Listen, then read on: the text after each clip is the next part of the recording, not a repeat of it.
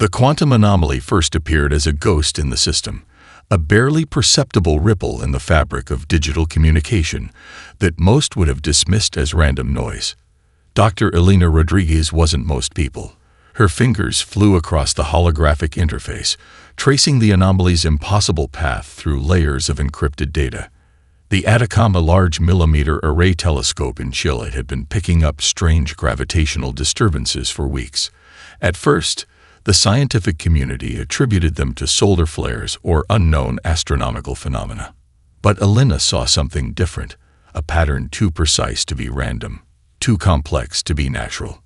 Her workspace at CERN looked more like a war room than a scientific laboratory. Massive screens displayed complex mathematical models, quantum entanglement simulations, and real-time data streams from observatories around the world. A half-empty coffee mug sat precariously close to sensitive equipment, a testament to the long nights she'd been working. "Come on," she muttered, rotating a three-dimensional holographic representation of the anomaly. The data points danced like fireflies, refusing to conform to any known physical model. Each rotation revealed new layers of complexity, mathematical ghosts that hinted at something profound. A notification pinged. Dr. Akira Nakamura from the Tokyo Quantum Research Institute was requesting an emergency video conference. Elena knew Akira wasn't the type to interrupt without good reason. His holographic image materialized, looking haggard. The Japanese scientist's eyes were bloodshot, his usually immaculate lab coat wrinkled.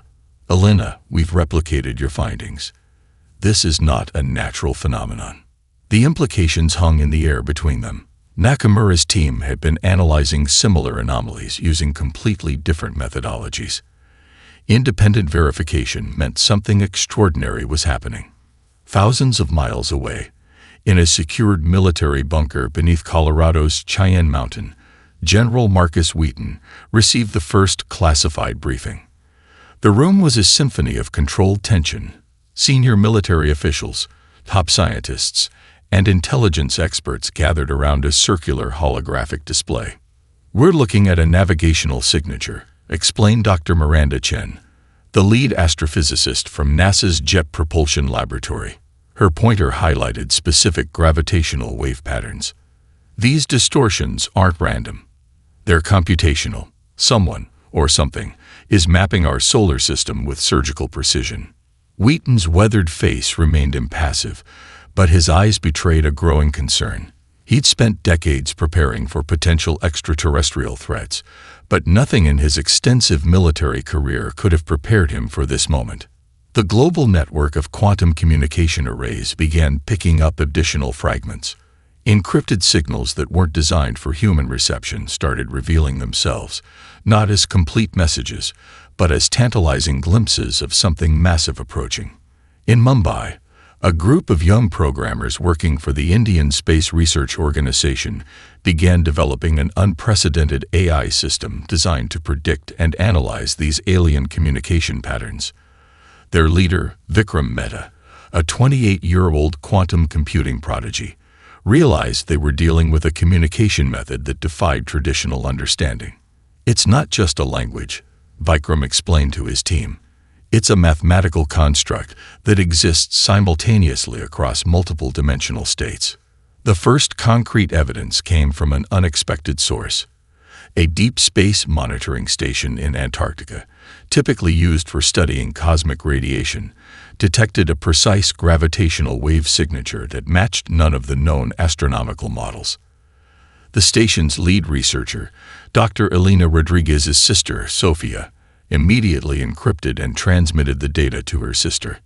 Within hours, a global network of scientists, military strategists, and intelligence experts began connecting the dots. This was no longer a theoretical exercise or an academic curiosity. Something was coming, something that had been planning its approach with calculating precision. The countdown had begun. What the approaching force didn't realize was that humanity had long ceased to be the fractured, competitive species it once was. Decades of global challenges, climate change, resource scarcity, technological disruption, had forged a level of international cooperation that would prove to be humanity's most potent weapon. The whisper of doom had become a roar of preparation. The first emergency global summit happened in a virtual space that simultaneously existed in Geneva, Beijing, Washington, and Mumbai. Holographic representatives appeared as if seated around a single table, their images so precise that the illusion of physical proximity was almost perfect. Dr. Aisha Okonkwo, the Nigerian quantum physicist, was the first to break the initial shock. "We're not dealing with a traditional invasion scenario," she explained, her holographic projection manipulating complex 3D models of the alien communication patterns. "This is a multidimensional approach to reconnaissance that suggests a level of technological sophistication we've never encountered." Beside her, Dr. Ivan Volkov from the Russian Advanced Research Foundation leaned forward. His cybernetic interface flickered slightly, a reminder of humanity's ongoing technological evolution. "Our preliminary analysis suggests they've been observing us for decades, not just through traditional means, but through quantum entanglement networks that can gather information across vast distances." The military minds present, generals, admirals, and strategic experts from around the globe, listened with a combination of professional detachment and barely contained anxiety. This was not a conventional threat. This was something entirely new. In a nondescript building in Mumbai, Vikram Mehta and his team of young programmers were working on something revolutionary. They had developed an AI system that could not just analyze the alien communication patterns, but potentially predict their next moves. "It's like learning a language that doesn't use words," Vikram explained to his team. His fingers danced across multiple holographic interfaces, each displaying different layers of computational analysis. "We're not just translating. We're trying to understand their fundamental method of thinking." One of his junior programmers, Priya Sharma, had made a breakthrough that morning. By applying machine learning algorithms developed for complex climate modeling, she had identified subtle patterns in the alien signals that suggested more than just navigational information. "They're not just mapping our solar system," Priya said, her voice trembling with excitement. "They're assessing our technological capabilities. It's like they're conducting a comprehensive risk assessment." Thousands of miles away, in a secure facility beneath the Andes Mountains, a different kind of preparation was underway. A collaborative team of Brazilian, Argentine, and Chilean scientists were developing a weapon that defied conventional understanding of physics. Dr. Camila Rodriguez, no relation to Elena, stood before a containment chamber that housed what looked like nothing more than a small, innocuous device. But this was a quantum deconstruction prototype that could potentially unravel matter at its most fundamental level. "Traditional weapons are obsolete," she explained to her international team. "We're developing something that doesn't just destroy. It can completely disassemble molecular structures with precision." The global response was unprecedented. Resources that were once hoarded by individual nations now flowed into a unified defense initiative. Tech companies that were once fierce competitors now shared research in real time. Military assets were being repositioned, not under national flags, but under a unified planetary defense strategy. In the United States, a classified program brought together the most brilliant minds from Silicon Valley, military research facilities, and cutting-edge university laboratories. They were developing swarm drone technologies that could adapt in real time to unknown tactical scenarios. Dr. Marcus Chen, leading the drone development team, explained their approach. "We're not creating weapons. We're creating a distributed intelligence network that can learn and adapt faster than any centralized command structure." The psychological preparation was equally important. Global media campaigns began subtly preparing the public, not through fear-mongering, but through a message of unity and preparedness. Historical documentaries about human resilience began appearing on every streaming platform. Stories of survival, of overcoming seemingly insurmountable challenges. In Japan, a network of quantum computing centers began developing advanced simulation models. They were creating thousands of potential invasion scenarios, training an AI system to predict and counter alien strategies with millisecond-level precision. What the approaching alien force didn't understand was that humanity was no longer a collection of competing nations. The challenges of the 21st century, climate change, resource scarcity, technological disruption, had forged a global consciousness.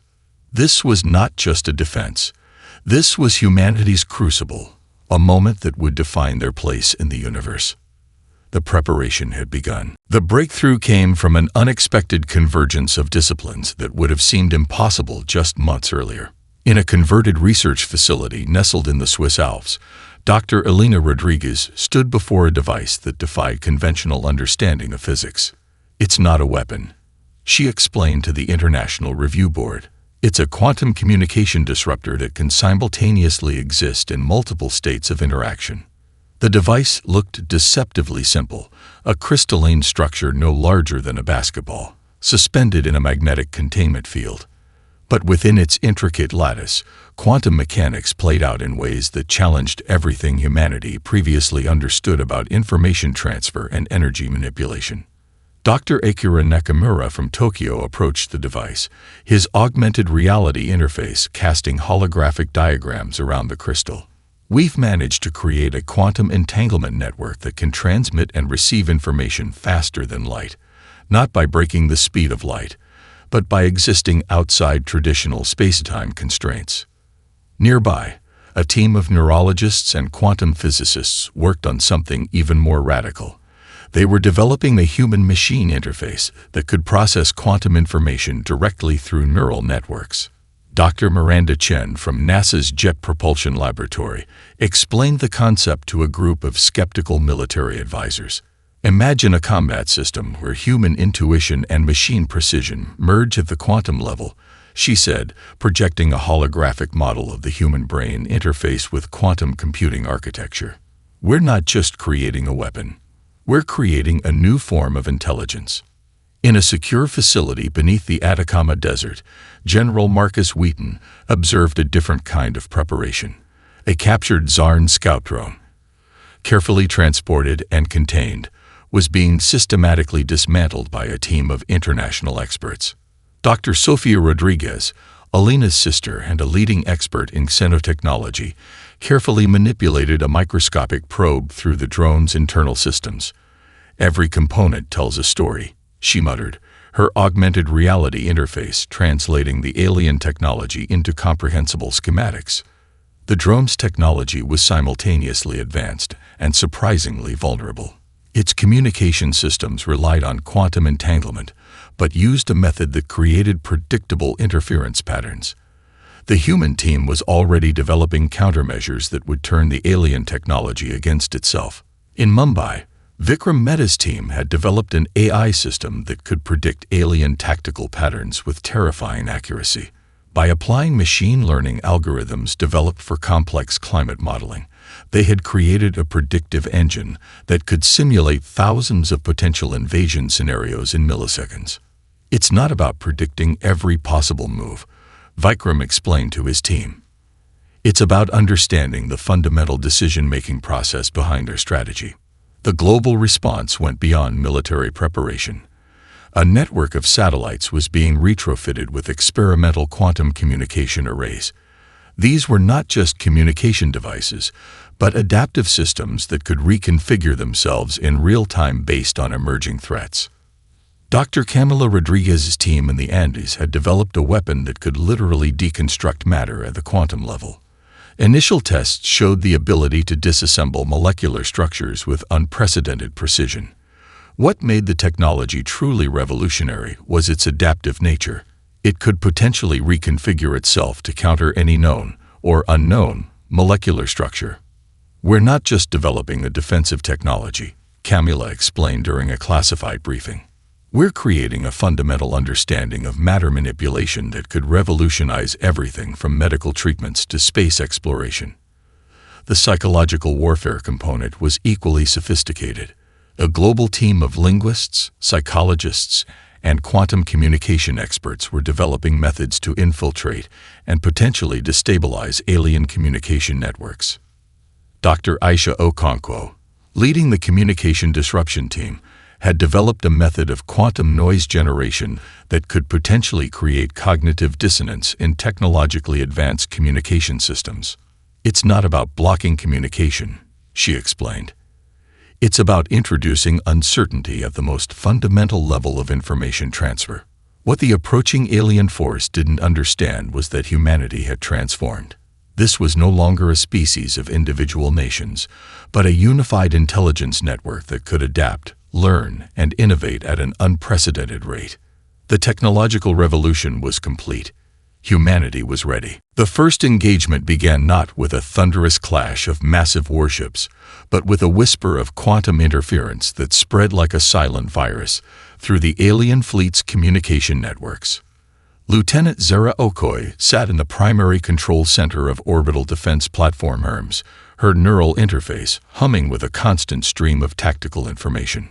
Unlike traditional military interfaces, her system was a living, breathing organism of computational potential, an extension of human creativity that could predict and counter threats before they fully materialized.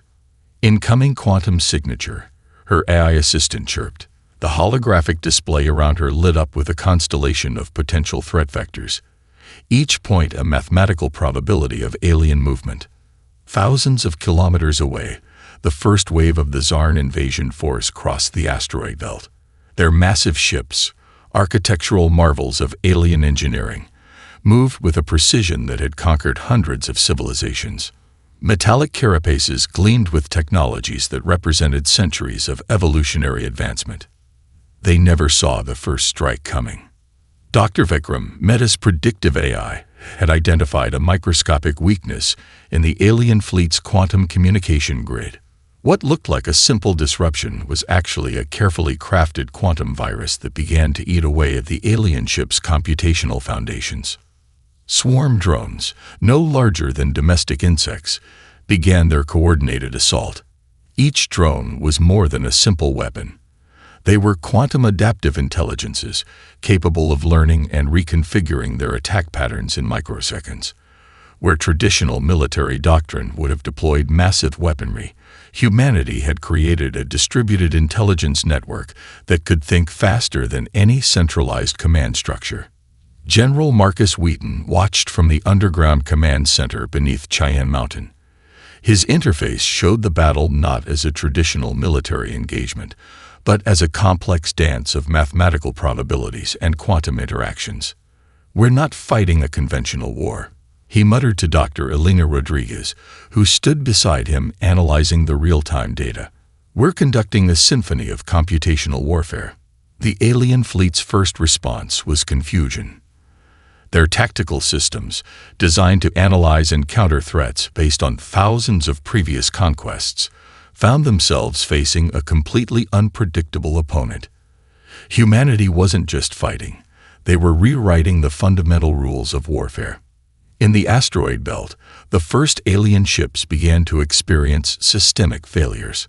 Quantum entanglement weapons developed by Dr. Camila Rodriguez's team didn't just destroy, they unraveled molecular structures with surgical precision. Entire sections of alien vessels would suddenly lose cohesion, breaking apart without traditional explosive signatures. Dr. Aisha Okonkwo's communication disruption team had introduced a level of cognitive noise into the alien fleet's communication networks. It wasn't just about blocking signals.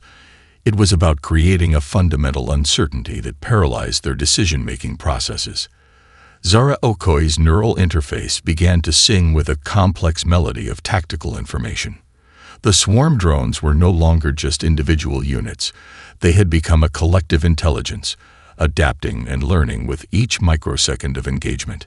"They're treating us like every other civilization they've encountered," Dr. Sofia Rodriguez noted, analyzing the alien fleet's initial movements. "Linear, predictable, hierarchical." But humanity was none of those things.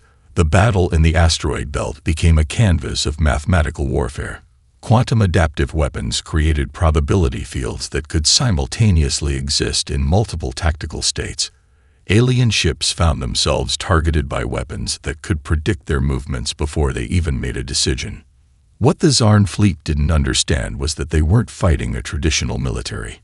They were facing a global intelligence, a species that had transformed its very approach to conflict into an art form of computational creativity.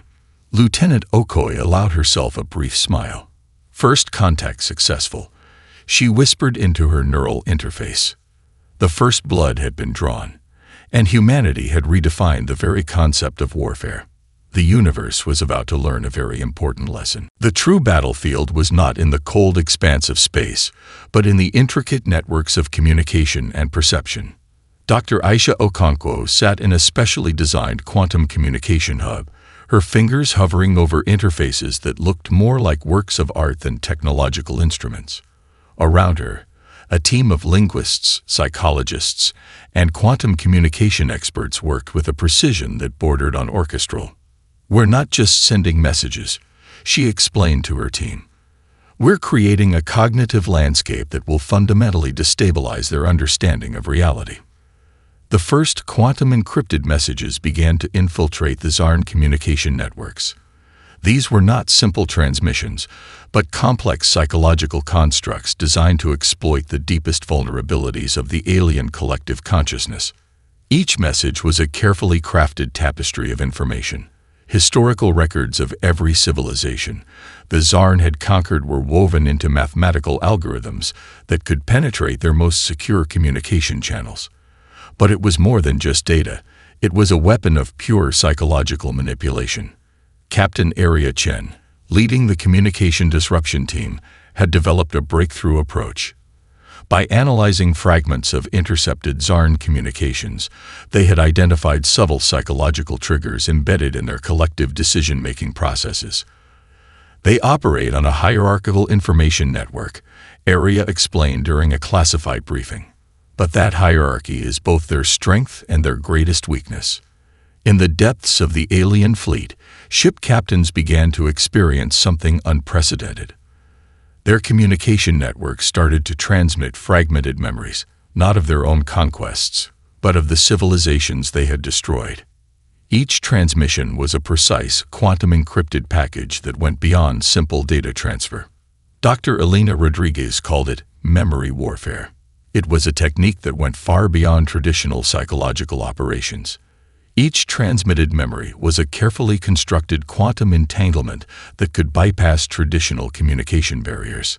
A Zarn ship commander named Krix-7 found himself experiencing the final moments of a civilization destroyed centuries ago. The memories were not just visual, they were complete sensory experiences that felt more real than his own memories. The first signs of psychological breakdown began to manifest. Zarn ship communications became erratic. Decision-making processes slowed. The once unified fleet started to show signs of internal conflict. Vikram Mehta's AI systems were working overtime, tracking every minute change in the alien fleet's communication patterns. "It's not about breaking their will," he explained to his team. "It's about introducing fundamental uncertainty." In a secure facility beneath the Andes, Dr. Camila Rodriguez had developed a quantum noise generator that did more than disrupt communications. It created a form of cognitive dissonance that could be precisely targeted. "Imagine a weapon that doesn't kill," Camila explained, "but makes you question everything you've ever known." The messages were multilayered. Historical records of the Zarn's past conquests were interwoven with mathematical algorithms that could predict their future actions with terrifying accuracy. Each transmission was a quantum puzzle that challenged their fundamental understanding of warfare, history, and their own collective identity. Lieutenant Zara Okoye monitored the psychological battlefield from the orbital defense platform ERMS. Her neural interface picked up subtle changes in the alien fleet's communication patterns, tiny fractures that would soon become massive structural failures. "They've never encountered an enemy that fights on this level," she muttered, watching the complex dance of quantum-encrypted messages. The Zarn had conquered hundreds of civilizations. They had developed technologies that could destroy entire planets, but they had never encountered a species that could wage war at the quantum level of consciousness. Ship by ship, the alien fleet began to fragment, not through physical destruction, but through a complete psychological destabilization. Their once unified collective consciousness began to develop individual doubts, individual fears. Crick 7, the ship commander, found himself paralyzed by memories that were not his own. The experiences of civilizations long destroyed played out in his consciousness, creating a psychological landscape of doubt and uncertainty. What the Zarn didn't understand was that humanity's greatest weapon was not its technology, but its ability to transform warfare into an art of psychological complexity. The psychological warfare had begun, and humanity was just getting started. Mars was no longer a distant, dusty planet. It had become humanity's ultimate fortress, a living, breathing defensive complex that defied every conventional understanding of planetary defense. The transformation had begun years before the invasion, initiated by a consortium of international space agencies and private aerospace companies. What looked like simple research outposts and mining facilities were now the most sophisticated defensive platforms in human history. Dr. Sofia Rodriguez stood in the central command hub carved deep beneath the Martian surface. The facility was a marvel of engineering, a quantum-shielded complex that could withstand attacks from multiple dimensional vectors. Her fingers danced across holographic interfaces that mapped every millimeter of the Martian orbital space. "They're approaching the Mars line," she announced to the international defense team. Her voice was calm, almost clinical. Years of preparation had transformed potential panic into calculated precision. The orbital defense platforms were unlike anything the Zarn had encountered. Each was a living network of quantum-adaptive weapon systems, capable of reconfiguring themselves faster than the alien fleet could comprehend. Solar, nuclear, and experimental quantum energy sources created a defensive grid that seemed to bend the very fabric of spacetime. General Marcus Wheaton watched from the underground command center, his augmented reality interface showing the battle not as a traditional military engagement, but as a complex mathematical symphony. Every asteroid, every piece of space debris had been transformed into a potential weapon. Lieutenant Zara Okoye controlled the swarm drone networks from the orbital defense platform Hermes. These were not simple autonomous weapons, but distributed intelligence networks that could think, adapt, and strike with a complexity that defied traditional military doctrine. The first wave of the Zarn fleet encountered something entirely unexpected. The Martian defensive system wasn't just a series of fixed positions. It was a living, breathing ecosystem of defensive technologies that could predict and counter threats before they fully materialized. Dr. Camila Rodriguez's quantum deconstruction technology found its ultimate expression here. Weapon systems could literally unravel molecular structures with surgical precision. Entire sections of alien ships would suddenly lose cohesion, breaking apart without traditional explosive signatures. Vikram Mehta's predictive AI systems had been integrated into every layer of the Martian defense. The AI could simulate thousands of potential invasion scenarios in milliseconds, constantly updating and reconfiguring defensive strategies. "It's not about defeating them," Vikram explained to his team. "It's about making their invasion mathematically impossible." The Zarn fleet's tactical systems found themselves facing a completely unpredictable opponent. Where they expected linear defensive structures, they encountered a dynamic, adaptive defense that seemed to anticipate their every move. Dr. Aisha Okonkwo's communication disruption team had prepared something special for this engagement. Quantum encrypted messages began to flood the alien communication networks, creating layers of cognitive interference that made coordinated action impossible. Each defensive platform was more than a weapon. It was a quantum computing node that could simultaneously exist in multiple tactical states. Alien ships found themselves targeted by weapons that could predict their movements before they even made a decision. The battle became a canvas of mathematical warfare. Probability fields created by human technology made traditional concepts of offense and defense obsolete. The Zarn fleet discovered that every approach was already countered, every strategy already predicted. General Wheaton's final tactical broadcast to the Zarn was chilling in its simplicity. "You are not welcome here." Beneath the surface, Massive underground facilities hummed with technologies that pushed the boundaries of human understanding. Experimental fusion reactors, quantum communication arrays, and adaptive defense systems turned Mars into more than a planet. It was a weapon. Lieutenant Okoye allowed herself a momentary smile. The Mars line was holding. More than holding. It was systematically dismantling the most advanced invasion fleet in galactic history. The Zarn had conquered hundreds of civilizations. They had destroyed entire planetary systems. But they had never encountered a species that could transform an entire planet into a living, thinking defensive complex. Mars was humanity's line in the sand, and that line would not be crossed. The final assault began not with a roar, but with a quantum whisper that rippled through the remaining Zarn fleet like a silent plague. Commander Crick 7, once a proud leader of the most feared invasion force in the galaxy, now found himself paralyzed by an overwhelming sense of existential dread. The psychological warfare had done its work. What remained of the Zarn fleet was a shadow of its former self, riddled with doubt, confusion, and a growing sense of impending doom. Dr. Elena Rodriguez stood in the primary quantum coordination center, her hands hovering over interfaces that looked more like works of abstract art than military technology. "Extinction protocol initiated," she said softly, her voice carrying a weight of scientific precision and human determination. The weapon was unlike anything the universe had ever seen. Developed in the most classified research facilities scattered across Earth and its orbital platforms, it was the culmination of humanity's technological evolution. Not a simple destructive force, but a complex quantum disruption system that could unravel the very fabric of technological existence. Lieutenant Zara Okoye controlled the final assault from the orbital defense platform Hermes. Her neural interface was a living, breathing extension of humanity's collective will. Thousands of quantum adaptive drones began their final approach, each one a distributed intelligence capable of making split-second tactical decisions. "They're not just weapons," Zara muttered to her AI assistant. "They're extensions of human creativity." Vikram Mehta's predictive AI had been working overtime. The system had calculated not just the immediate tactical approach, but the long-term probabilistic outcomes of the entire engagement. Millions of potential scenarios had been analyzed, and humanity had found the optimal path of destruction.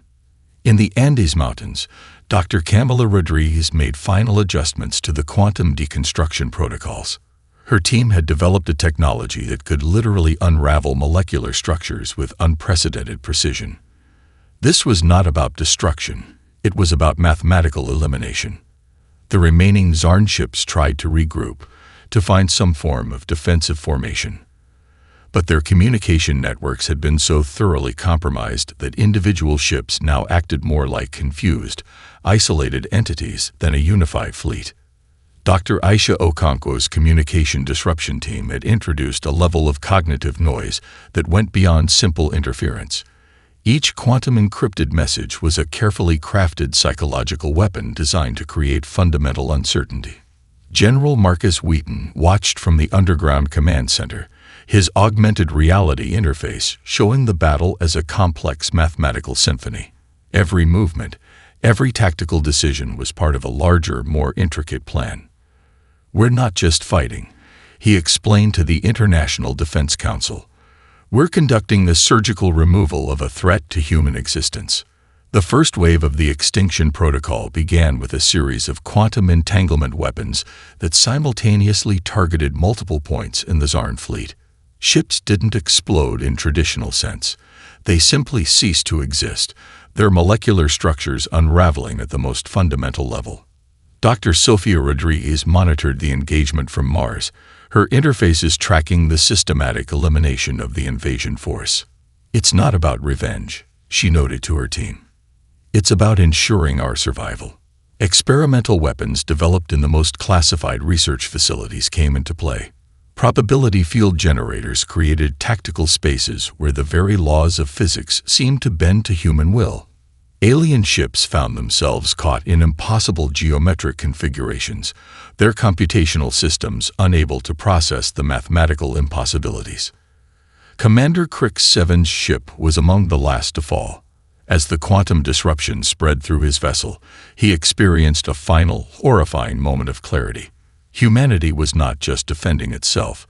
It was demonstrating a level of technological and strategic sophistication that transcended anything the Zarn had ever encountered.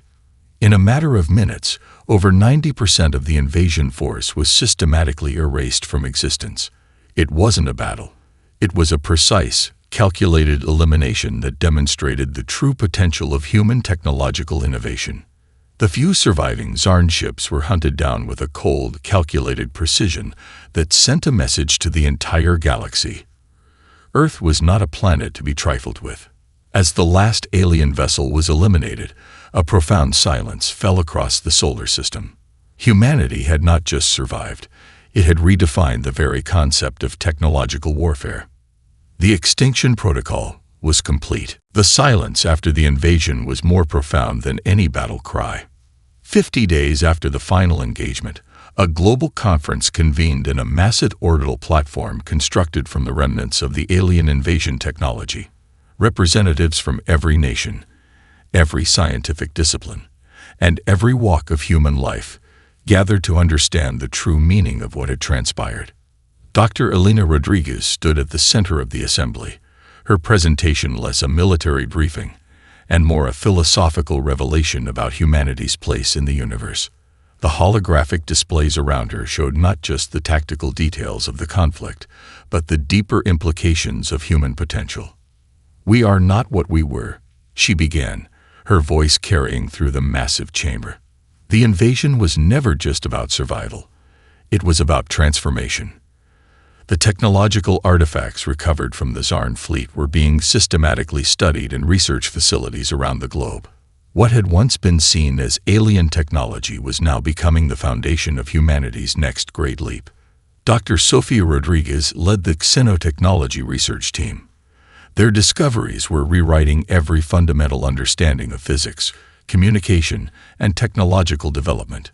Quantum communication systems developed from alien tech promised to revolutionize everything from global communication to interstellar exploration. In the underground research facilities beneath the Andes, Dr. Camila Rodriguez's team was developing technologies that would have seemed like pure science fiction mere months ago. Molecular reconstruction techniques, quantum communication arrays, and adaptive energy systems were being reverse-engineered from the alien technology. Vikram Mehta had transformed the predictive AI systems developed during the conflict into a global management platform. The same technologies that had predicted and countered alien invasion strategies were now being applied to solve global challenges: climate change, resource distribution, medical research.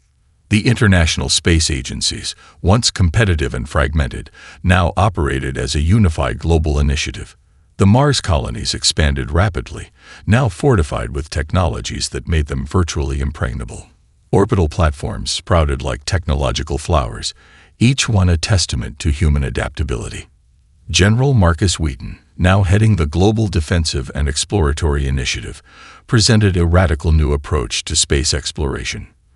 "We're no longer waiting to be discovered," he explained. "We're going to do the discovering."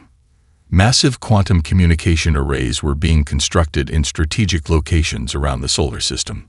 These were not just communication devices, they were early warning systems, technological sentinels that could detect potential threats light years away.